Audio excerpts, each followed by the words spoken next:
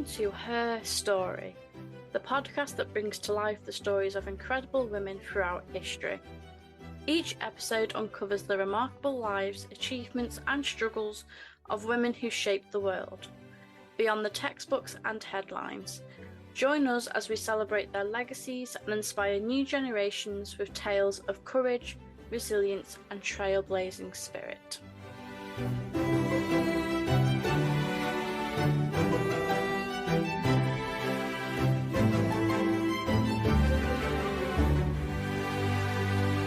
In today's episode, I am delighted to be welcoming Dr. James Taffe onto the podcast to discuss how the Tudors did Christmas. Dr. James Taffe is a Tudor historian whose research focuses on royal servants and the Tudor court from 1485 to 1603, with a particular focus on the households of Henry VIII's queens. He studied at Queen Mary, University of London and University of Birmingham before completing his PhD at Durham University in 2022. His first publication was Courting Scandal, a biography of Jane Boleyn, Lady Rochford. More recently, he has completed work on Serving the Tudors, a new monograph broadly investigating the lives and careers of servants to all the Tudor kings, queens, princes, and princesses. Let's get into today's episode. Welcome to the podcast, James. How are you? Very well, thanks, Jess. How are you doing? I'm good, thank you. I'm excited for today because it feels right to start discussing Christmas. Yes. Well, that depends on when you put this episode out. If it's would it be December? That was by the time it's. But we shouldn't tell people when we're recording, should we? That's like an industry secret. But we're not recording in May for anyone listening. Just to clarify, it is actually fairly near Christmas now. Yeah, it's very, very cold. Yeah, absolutely.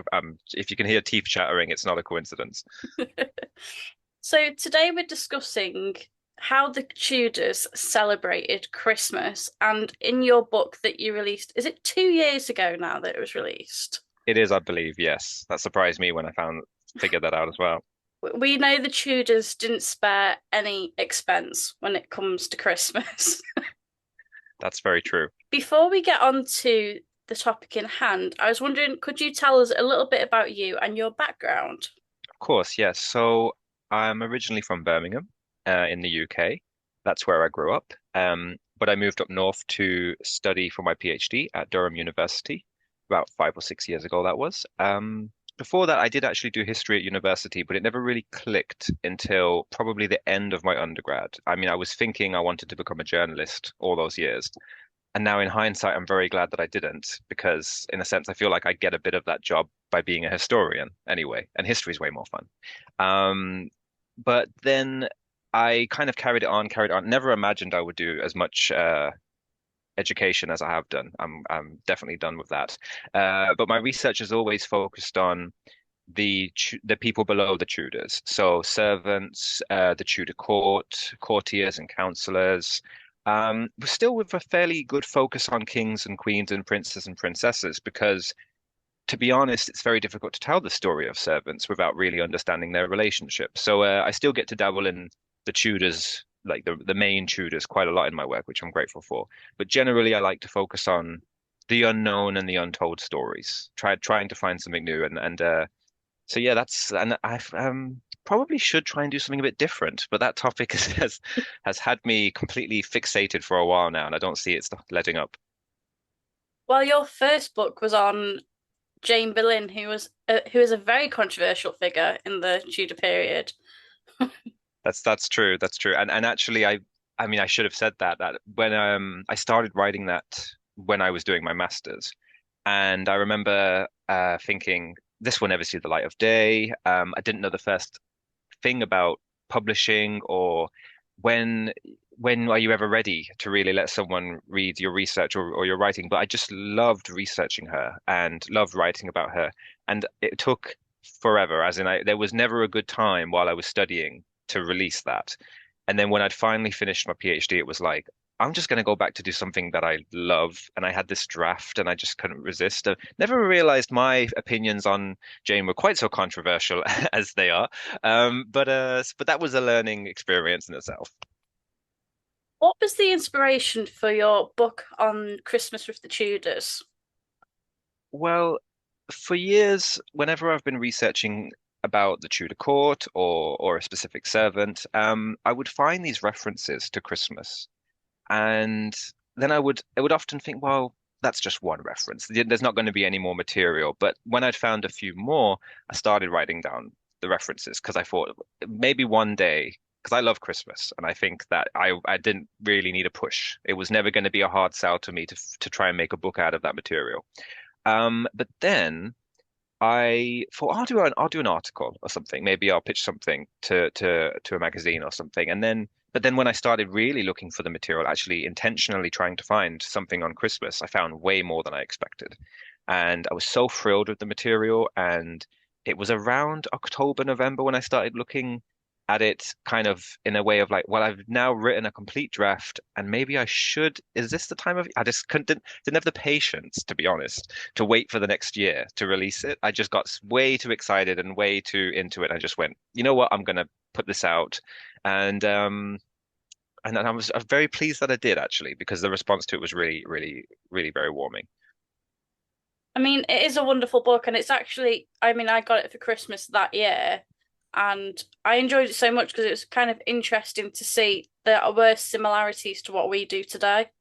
Absolutely, yeah. I feel like the fundamental question that I knew that people would want to know is, well, how is Christmas different for the Tudors? I mean, yes, it's 500 years ago, but some of our traditions that we have today are even older than that.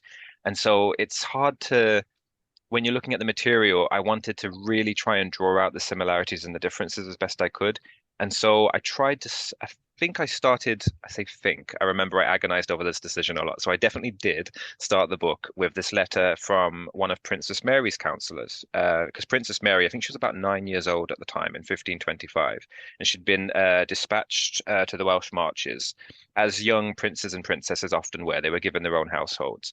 And one of her counselors was sort of in a bit of a panic because he realized her household was completely unprepared to celebrate Christmas that year.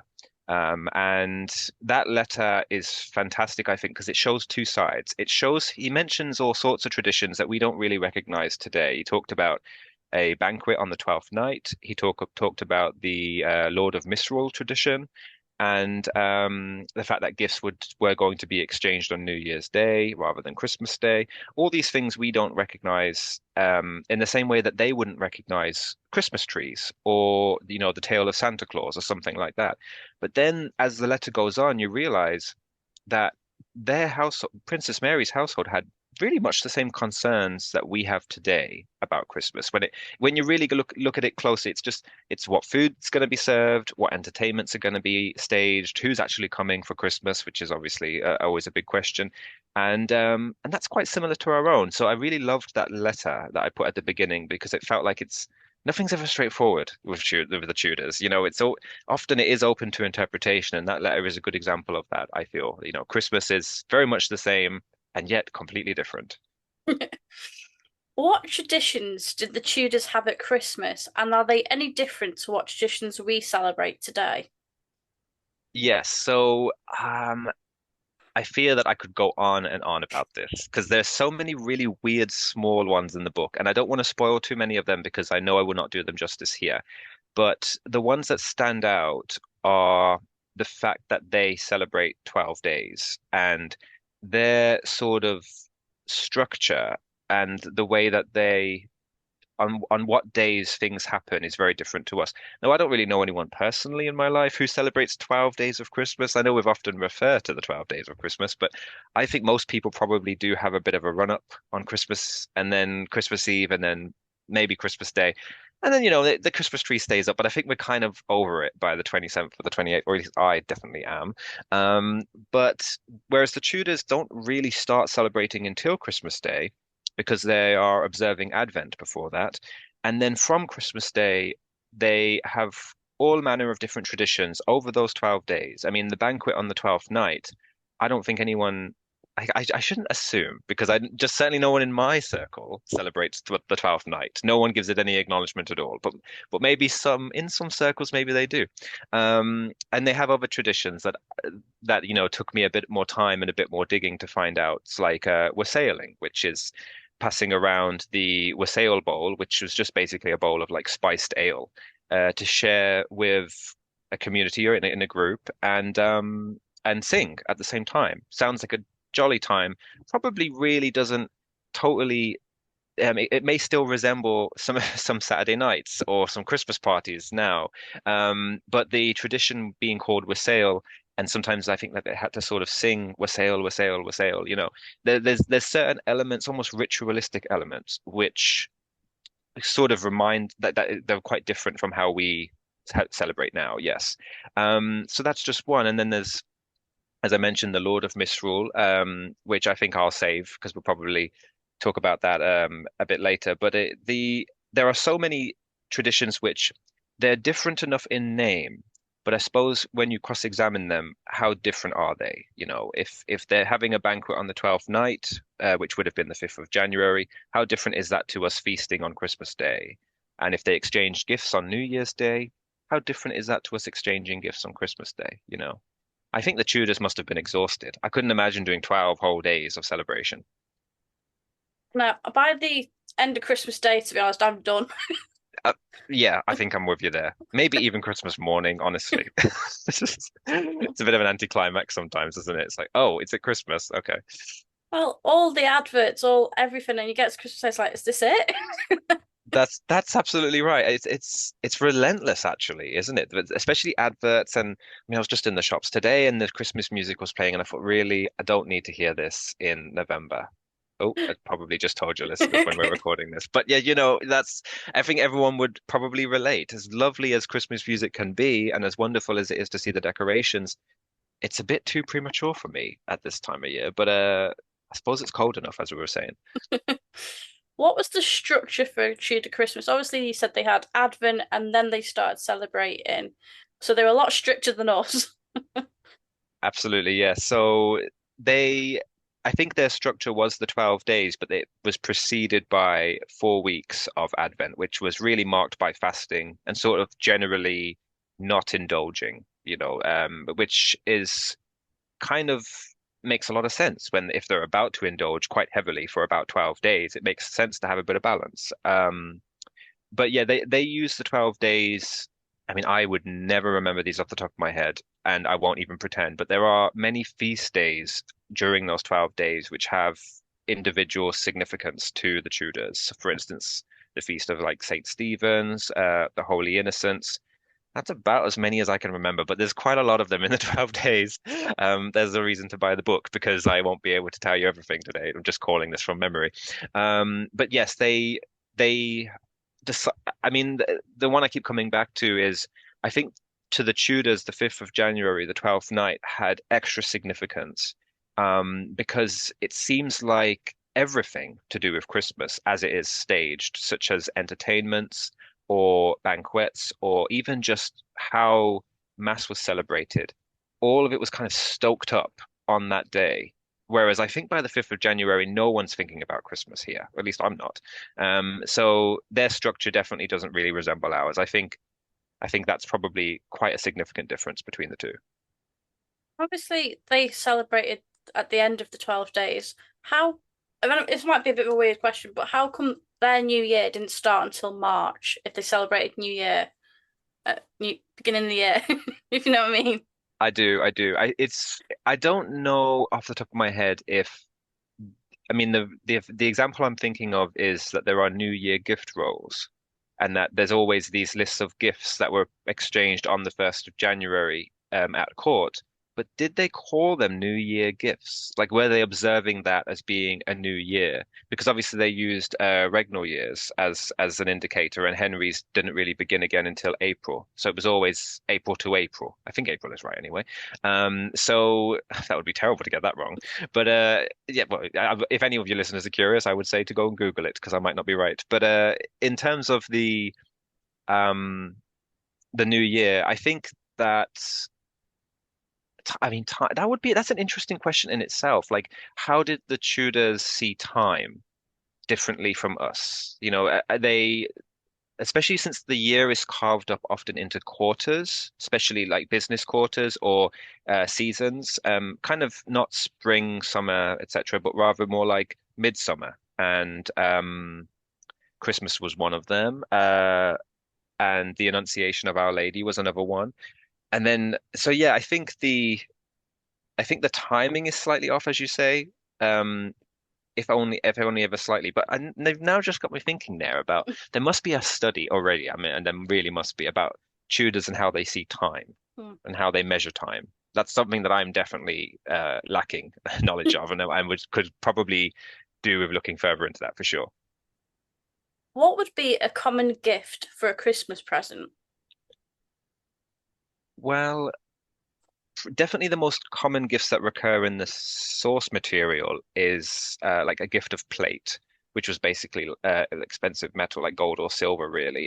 Generally in the form of, say, spoons, bowls, or some kind of cup, or um, yeah, all manner of plate is generally the most common. Sometimes clothes, sometimes expensive jewels, exotic foods definitely were very common.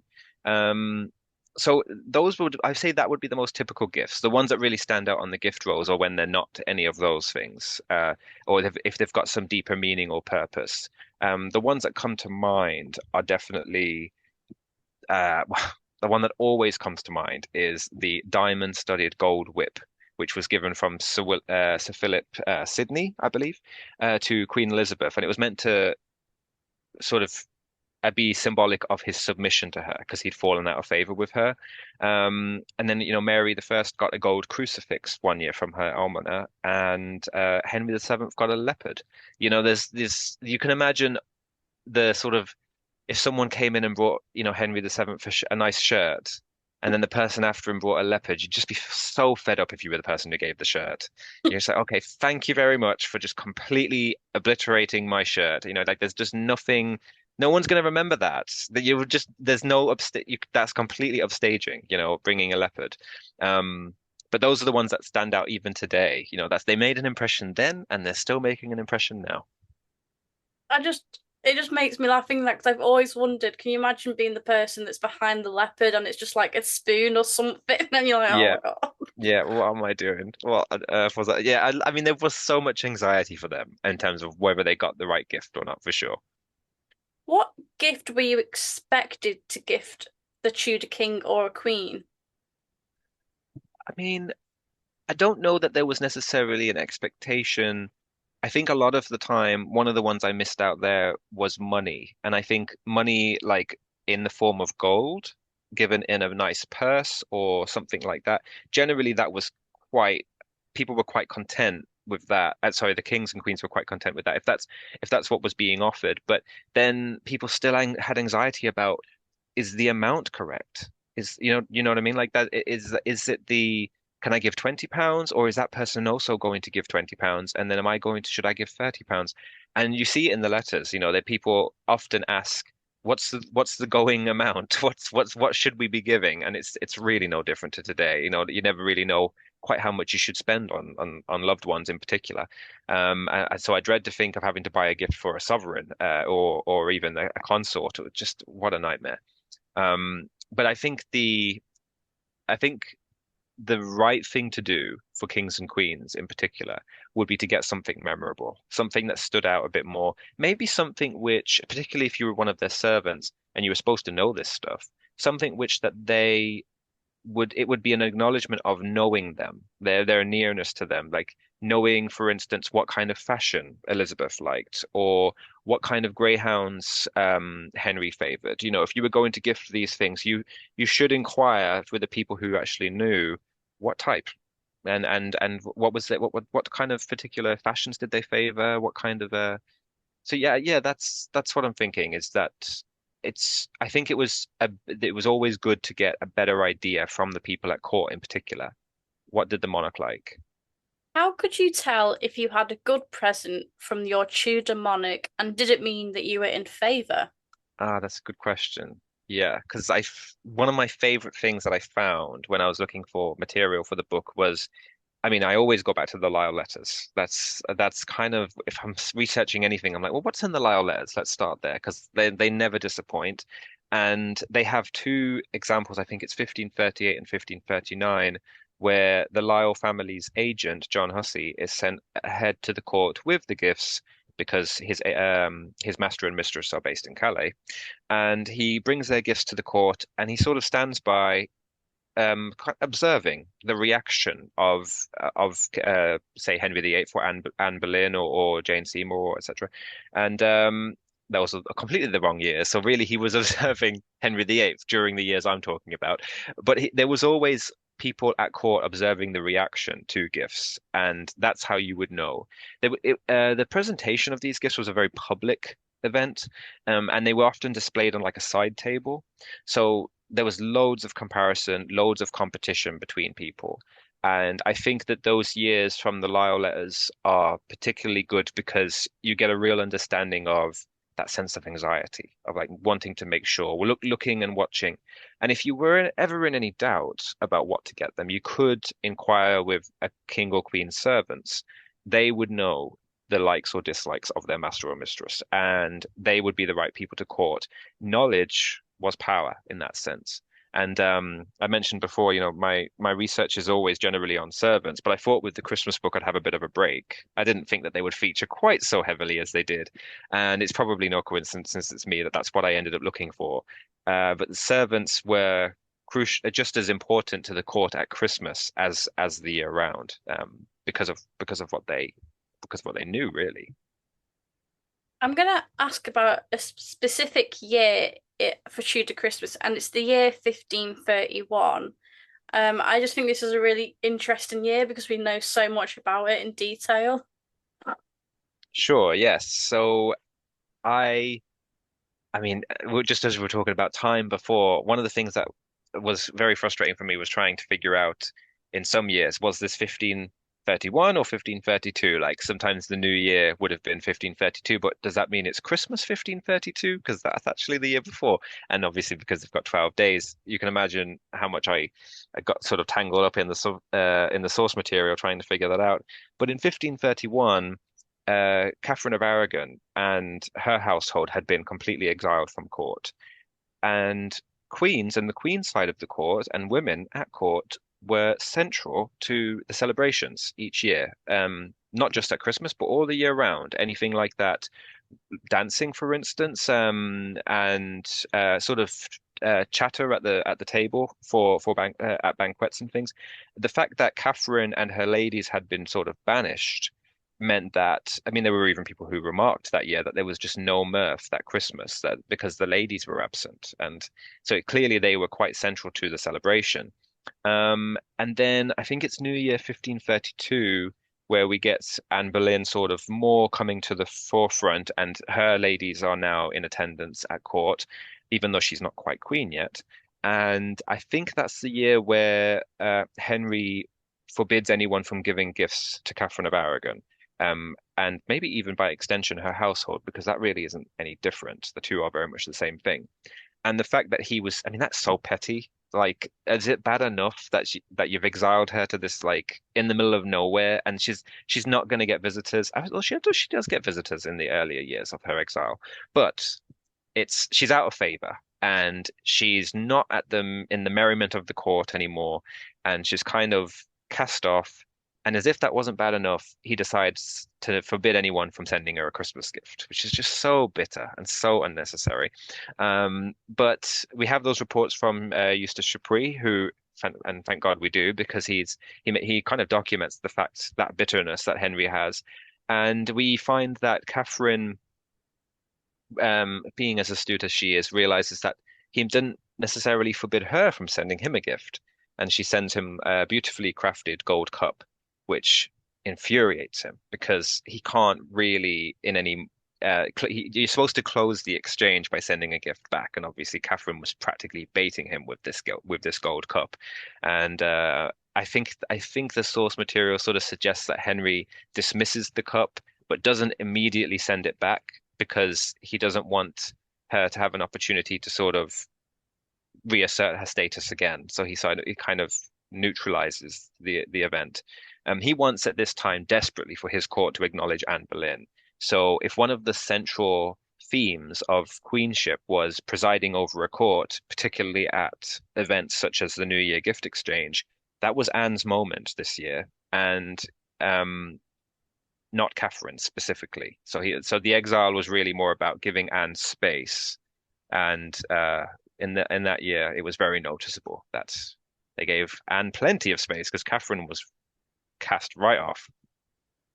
I just think it's like a scene in EastEnders. It's like, oh, what's gonna happen? Yeah, we are so grateful always for Shapri's kind of commentary.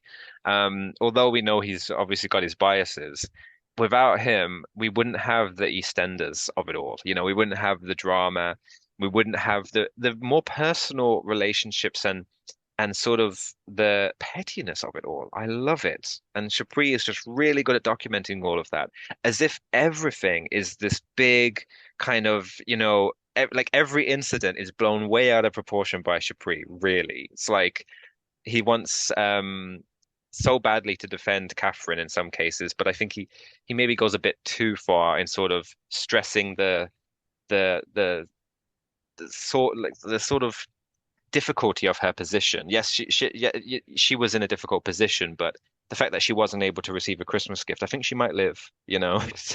But he does describe it like it's this really big deal. And I suppose actually back then it was because it was not just a gift, it was about slighting her and kind of denying her status as queen.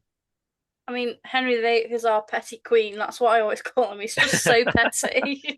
He really is. He really is. But I love that in a way because it's so much character. How did religion play a part in Christmas? Ah, yes. So this is one of the I mean there's a whole chapter in the book about religion and I didn't really struggle too much to find material in this sense. As you can imagine, a lot of the material for this period generally taps into religion and faith and piety.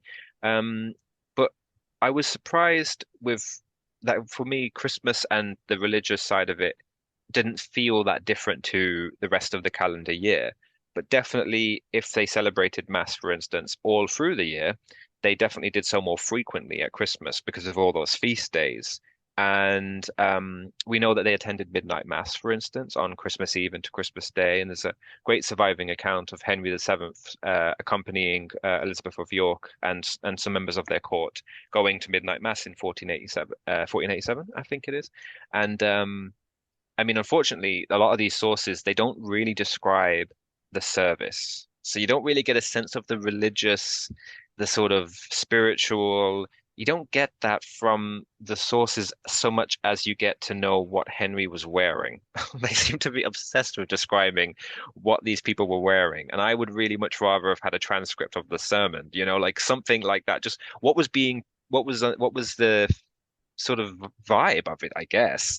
But no, we have a fashion montage from some of these chroniclers. Like we really get a great idea of Henry VII's fabulous purple velvet gown, but not very much impression of the piety of the occasion.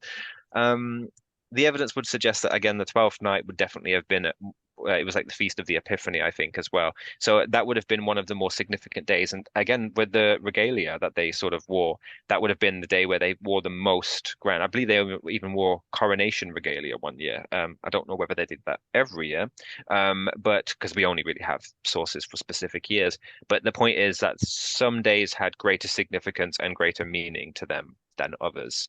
But in general, they celebrated Mass all through the year.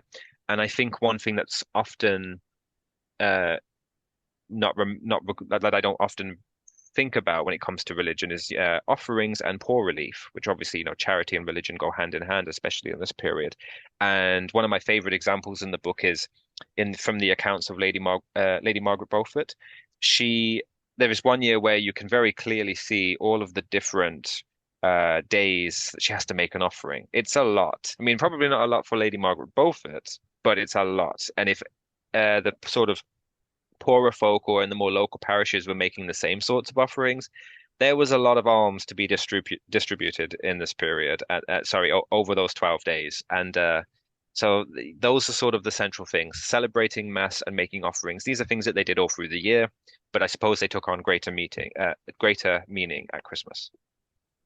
How did the church, well, I say the Church of England, but when Henry VIII changed the religion, how did it change the religious aspect at Christmas? Yes, I mean, one of the things I was sure to find in the material that I looked at was conflict in terms of how Christmas was being celebrated because of the Reformation. In Henry's reign, I would say there's almost none. It doesn't really feel like there's any noticeable conflict or a noticeable impact until Edward VI's reign, because that he is the one who introduces the Book of Common Prayer, and his council really outlaw Catholic Mass or Latin Mass as it's celebrated. And for a lot of or at all levels of Tudor society, the commons, the poorer folk, the Princess Mary Tudor, there are a lot of people who are very upset about that, and particularly the princess who kind of goes about and continues to celebrate Mass as she sees fit, as she thinks is best. And that leads to many, many conflicts and arguments between her and her brother in a more personal sense, because I think he's frustrated that she's not towing the line, that she's not abiding by something I think he actually gives her a license to continue to observe Latin Mass in her household, but it's sort of interpreted the wrong way, and she's sort of taking liberties, I think, in his eyes. And he gets very angry with her, very frustrated, and confronts her actually, I think in around 1549, 1550. So over several years, this issue of Catholic Mass and whether or not it should be celebrated keeps coming up. And I think if I had more of a scope on the project to look more at local level, I would have found more material of how Mass was being sort of celebrated and also sort of under surveillance, because it would have had to have been, because of the impact of the Reformation, as you say, it would have been celebrated differently after a certain point. Um, but yeah, that's the main difference, I think, that when you think about the Reformation is just that period where Mass should or should not be Catholic, but the because obviously when Mary becomes queen, she reinstates it. So but that's not necessarily just true of Christmas. That's kind of a sort of the Catholic Reformation, so to speak. Um, but the Tudors weren't Puritans. It's kind of important to remember that. I don't think that sort of the merriment of pageants and pastimes, as it was later, I don't think that that stuff was really affected. I think a lot of them were sort of fairly harmless and doctrinally neutral. So there wasn't really much conflict or there wasn't really much concern about that there. But as we know with the Puritans, it does eventually become Christmas does basically get cancelled, which it never really does in the Tudor period. No, Henry VIII doesn't take it too far. That's it. That's right. What entertainment could you expect to see at a Tudor Christmas? I mean, that's a good question, because I think generally the Tudors are known for like their sort of pomp and spectacle and all these pageants and masks and tournaments that they were holding. And particularly, say, Henry VIII, who was very enthusiastic about that. But Elizabeth I staged her fair share of pageants and had plays and things like that. And I think these were very much year round. They weren't specific to Christmas, but again, Christmas sort of gave them an occasion to do more. But the one tradition which really does stand out for in terms of entertainments is the Lord of Misrule. And this, I have to say, I had no idea about it. I've never even heard of it before I started researching it in more detail. Somehow managed to miss it completely in like 10 years of researching the Tudors. I never had heard of this until I specifically looked for the material. And when I found it, I was so charmed by it because it's so ridiculous and so different from anything that we do today. I don't think we have anything like this today. But essentially, I mustn't forget to actually tell your listeners what that is, because I have that mistake sometimes of assuming that everyone knows what I'm talking about. The Lord of Misrule was when a sort of the strict hierarchy of the Tudor court was upturned, and a young male was usually a servant male, was designated as the Lord of Misrule. They had that title, and they became responsible for directing and producing entertainments and revels at the court throughout the festive season. Because he was usually a young male and giving him full control. That was kind of the joke of it. Like, let's just see what he could come up with and just let his imagination run wild. There was no financial constraints on any of this. And so you do have some really bizarre and sort of fantastically unique celebrations at in certain Christmases. And so, sometimes they're not very well documented. I think there is one year where it's documented because it's this is not, sorry, I should clarify, this is not a tradition specific necessarily to the Tudors or the Tudor court. Sometimes celebrated at more local levels, particularly in London. And we have a few examples, but the one that I always, well, the one that I focus on in the book especially is George Ferrers, who was Edward VI, Lord of Misrule. And the material is just extraordinary. Like, we really do get very detailed accounts of what things that Ferrers will need to put on his pageants and to stage the entertainments that he wants, and what kind of themes he wants to go with. He really just he makes a lot of incessant demands. He really embodies this role. And poor Thomas Cawarden, who's the master of the revels in this period, has to sort of do everything he says because that's the whole point of the Lord of Misrule is that you turn the hierarchy upside down and a sort of lowly, more menial servant suddenly is in charge. And that I think that's what they got a kick out of was just seeing and kind of um putting them, what's the word, like almost making them regal, like giving them so much authority and so much power, even if just for the Christmas season. And particularly Ferrers was slightly juvenile and a little bit sort of out of control with power. But that's what makes it fun. And I think the letting them run riot was part of the fun of it, really. Obviously, we celebrate Christmas today as we have parties running up to it. If you are working, you've got the Christmas work parties where you see it in Bridget Jones, where she gets completely hammered and she's just singing down the microphone. So we can safely say the Tudors are quite elaborate in their pageantry as well. They want to make a big spectacle of what they're celebrating. Obviously, you've told us all about the religious aspect and the feasting. How did they finish this by the 6th of January? How did they close the year?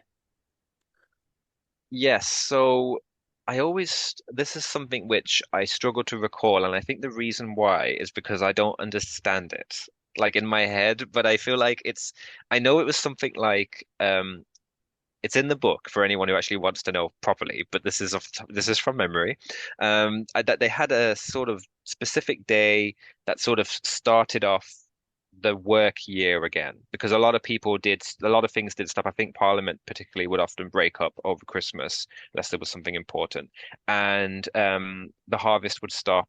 And I think they had something called Plough Monday. I think that was, or is it Plough Sunday? I don't know. Your listeners will have to go and look it up for themselves. But generally, the idea was that they had these days where they had unusual rituals, which we wouldn't recognize today. I mean, I don't know. I don't know any farmers personally, so maybe this is still something they do. But I think that I think they dragged a sleigh, sort of, is it a sleigh or is it like a wagon of sorts? I don't know. But they have unusual traditions, and I think that's why I struggle to recall them because in the sense they're exceptional and I should remember them. But at the same time, I don't think I understand why. And I think part of the thing of recalling this stuff is understanding. But yeah, that's how I ended the book. There's a very short chapter at the end of sort of when business kind of goes back to normal. I remember I think I end it with a letter from John Hussey, who is the Lyle's agent, who's quite concerned about his business affairs not really being able to conduct them during Christmas. And so I think the end of the year and sort of ending Christmas for the Tudors was marked by just a kind of sobering up and returning to the plow, so to speak, and not literally for everyone, because not everyone worked on the plow, but returning to work and returning to sort of the regularly sort of scheduled court activity, which again, as I said, isn't really that different to Christmas. It's just maybe slightly less indulgent.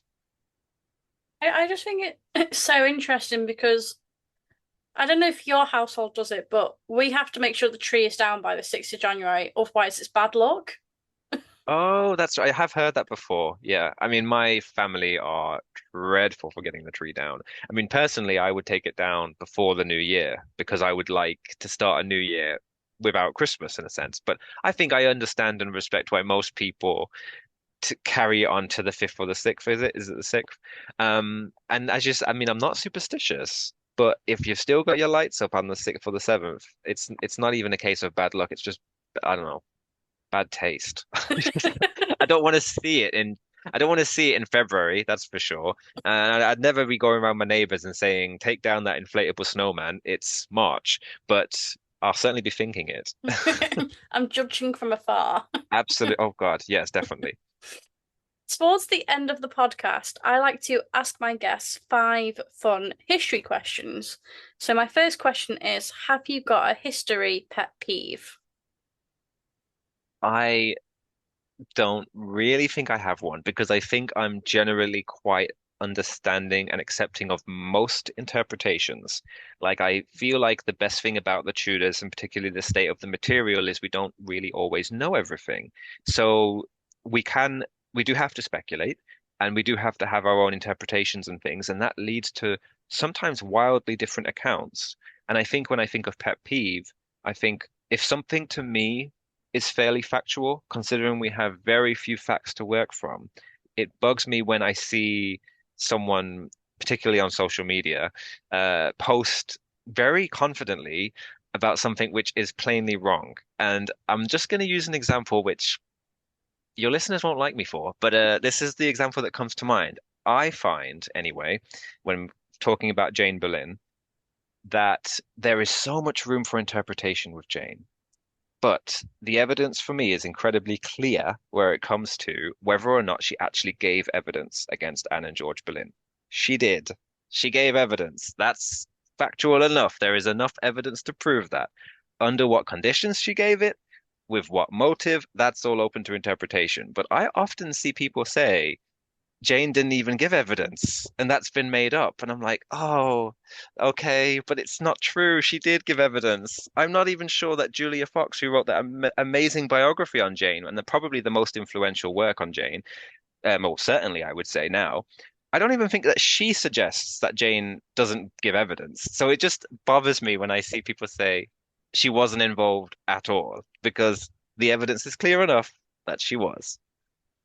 Yeah, I obviously Philip Gregory's released a new novel on Jane, Right.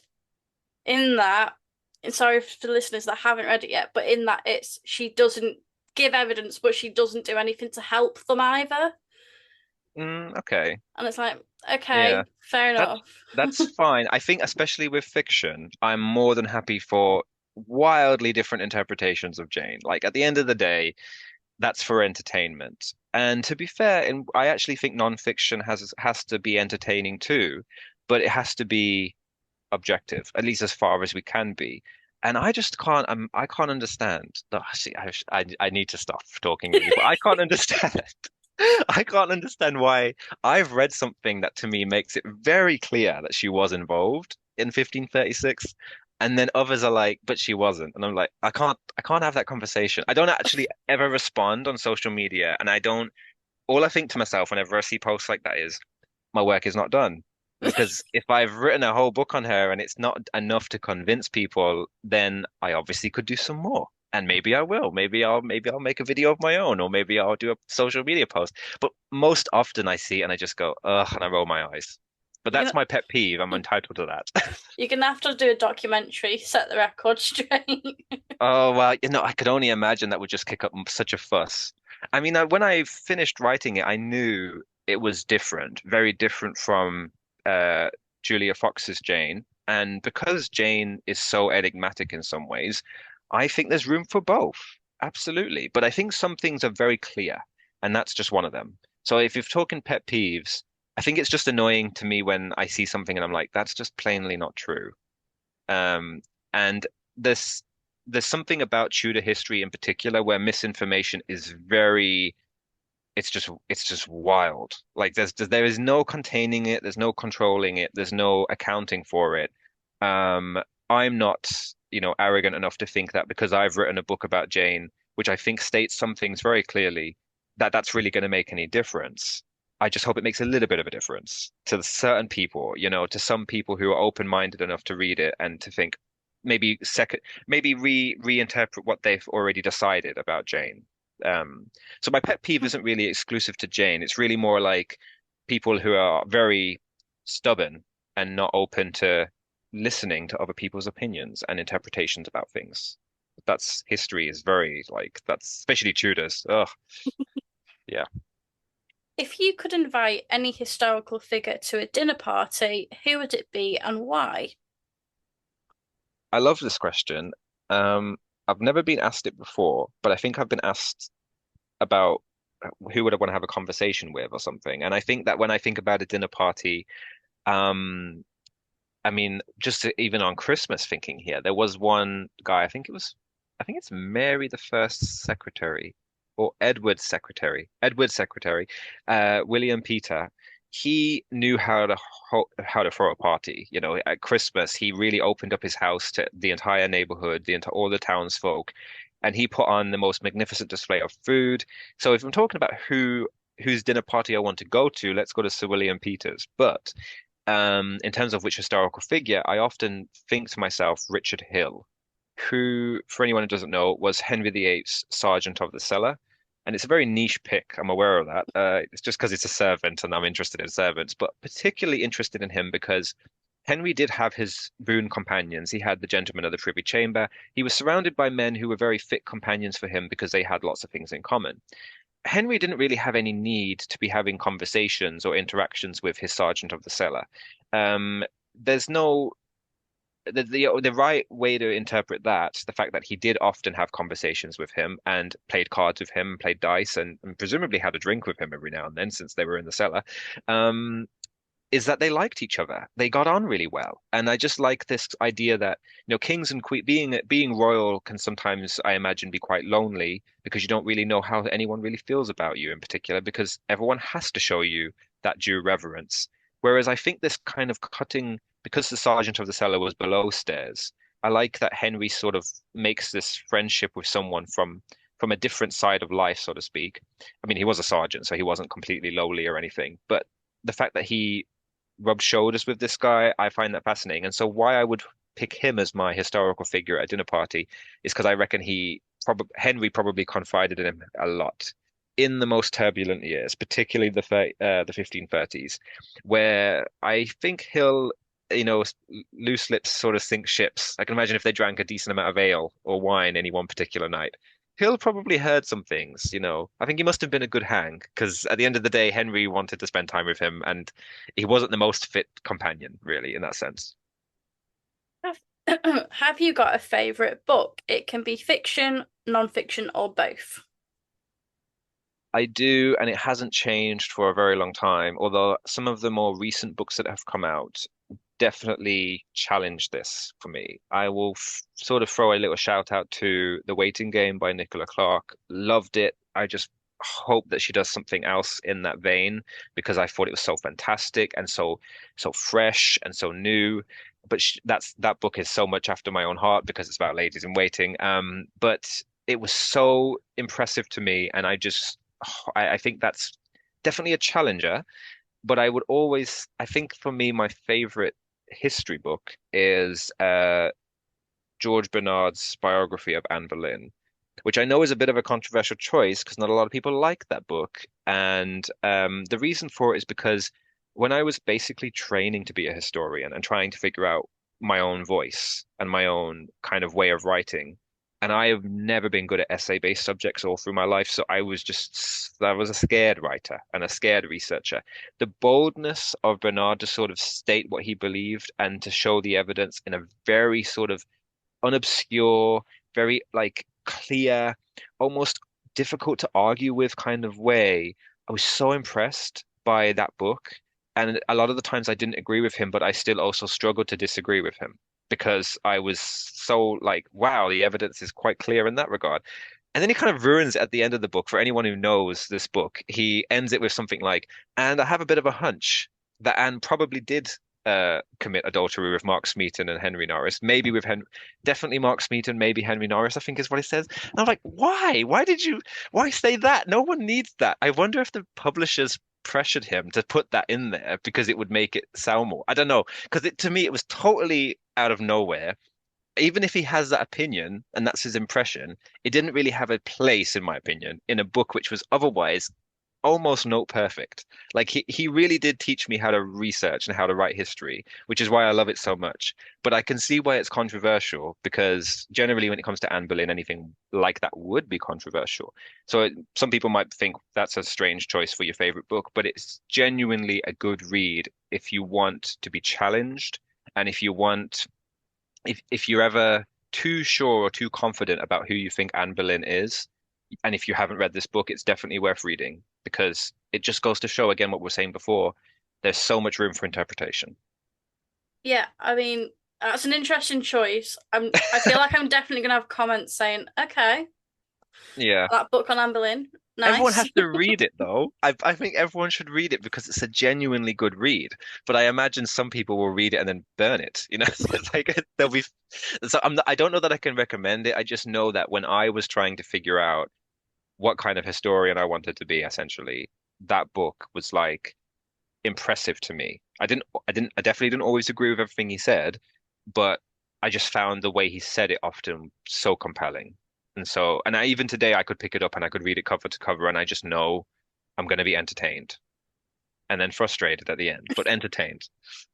Yeah, I know what it means. I've read it, and when he puts that at the end, I'm like, why? It's so frustrating because he's so brilliant and I do genuinely believe. I mean, I would love the chance to ask this of him, but I do genuinely believe that the editors or publishers, whoever's in charge of this at the publishing house, said, "Oh, this is quite something. This is quite a book, but you kind of need to come down one way or the other on this issue with the adultery." And he's definitely leaning towards it's more likely that it happened, but I think it's just the way he phrased it at the end that's very frustrating. I feel like he could have made a better case for it while also being very, very clear about the lack of, the issues with it, really, because there are so many issues with even beginning to suggest that Anne was guilty. Because I wouldn't personally say that I'm 100% sure she was 100%, like she was totally innocent. But if you're going to suggest that you have a hunch that she's guilty, oof, that's a choice. That's an All the interesting choice. all the Anne And Boleyns going. well, exactly. And I would love, I don't know that I would ever do this, but I would love the chance to really just sit down with all of the Fall of Anne Boleyn material and really come to my own opinion on it, which I guess I've got an opinion on it because it's in the Jane book, but really re-examine it for myself again and again and again and again, as we often do, and see if maybe I would have a hunch about one way or the other. But I think that the prevailing view being that she was innocent is the prevailing view for a reason. It's still the most compelling. I mean, I don't know why I'm suddenly going into putting my opinions on Anne Boleyn here, but one thing that I do think is that I think Thomas Cromwell's role is overstated, and I think the role of Anne's ladies is understated in general in most literature, but that doesn't necessarily mean that she was guilty.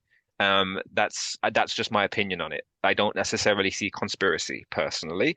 I just see events getting way out of control. But so I'll stop talking now.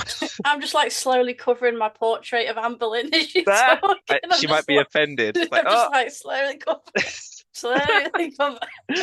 yeah, she probably wouldn't be too impressed. I mean, I could happily spend an hour just talking about the downfall of Anne Boleyn with you. Yeah. Oh no, don't get me started on it because this is the funny thing about history that scares me is I I can just talk and talk and talk, and I think with some things like especially Anne Boleyn, there's such an importance to get it right. There's so many different angles to it, and people care about Anne so much that you really don't want to go in without being sure about what you're saying, I think, which is kind of why I'm a bit nervous now because I'm talking, talking, talking. And I'm not really, I really do need a chance if there's, not that I need the excuse to look through all the material again. I don't think I'm going to come up with any majorly different opinion. I think all my opinions are in the Jane book, to be honest, and that's kind of, um, but some people came away from reading that thinking that I thought that Anne was guilty, and I thought, oh, I messed up then because that's not really what I meant to suggest. So yeah. If you could go back in time and go to any event or day in history, when would it be and why? I think the Field of Cloth of Gold in 1520, I think it just has everything. It has this drama and the tension between the kings. It's all a big spectacle. There are so many people. There's all this rich food and drink on, like, just completely, on display, and it's like open season. The sort of the merriment of it all, it feels, even though it had tension and drama, the source material is very clear that everyone had a great time. The Tudors love the word cheer. If you see the word cheer, it's like, okay, I know they're having a good time. That's a party right there. And there's a lot of cheer going on in the Cloth of Gold when you look at the ambassadors' reports, particularly by the women who I always draw attention to them. I feel bad for drawing attention to them all the time. But some of Catherine of Aragon's ladies basically got hammered and had a great time. And if I think about it, that's the company I want to be in. I want to be with Catherine of Aragon's ladies drinking far too much French wine. But yeah, I don't know. I always say the cloth of gold because I think it has everything. It's got a bit, it's a bit of it's definitely the one that sticks out. I think it was just the must-see event of the year. It's just... Yes, definitely, definitely. And finally, have you got a favorite historical fact? This one kind of stumps me because I don't think really anything comes to mind. I do often find it interesting that when people talk about Anne Boleyn in particular, they don't always know who the Lady Wingfield is. Mm. And I put a lot of emphasis on Bridget, Lady Wingfield, as being central to the fall of Anne Boleyn because of the evidence that she gave, that we know she gave. And when people talk to me about Anne Boleyn, I always say, well, do you know about Lady Wingfield? Do because to me, that's one thing that is often sort of on the undercurrent of most books. I don't think that enough attention is given to it. So the historical fact that I sort of go to is the role of Bridget Wingfield in the fall of Anne Boleyn. But if I'm trying to test someone, like sometimes you're in a pub quiz, or if I was at work the other day and someone was saying, "Oh, I love the Tudors. I know everything about the Tudors." I'm like, "Do you?" Okay. I tend to say, well, who was the Duke of Richmond or who was Elizabeth Blount? Because those are in the early parts of Henry VIII's reign. Those are two names which are quite important, and Elizabeth Blount in particular. But I don't feel like people remember her name quite as much. I mean, there's a fantastic biography by Elizabeth Norton called Bessie Blount, which I think probably has everything you'll ever need to know about her. Actually, I'm not sure that we need any more biographies on her, but I would love an excuse to go and research her some more and to maybe write my own narrative of it. But I think whenever I don't see a need to, like if the material on somewhere else is just done so well, it's a credit to them because I'm like, well, what have I got to contribute to that? I can just read their book. That just sort of that satisfies what I want, which is to have a chance to learn as much as possible. But I often will ask people, who's Elizabeth Blount? So that's my go-to sort of test. And most people don't know. They always like, who's that? So I'm like, that's Henry VIII's mistress. They're like, of course. But I think the early years of Henry VIII are very overshadowed by the later years. So, yeah, not Yeah, surprised. Not many yeah. people remember. I mean, I think I'm the same as you. I go, do you? Right, let's go. Yeah, yeah, no, Bring it's out the great. list. Yeah, absolutely, absolutely. Thank you so much for coming on today and telling us how the Tudors celebrated Christmas. No, absolutely. It was my pleasure. Thank you for having me. Thank you for listening to Her Story.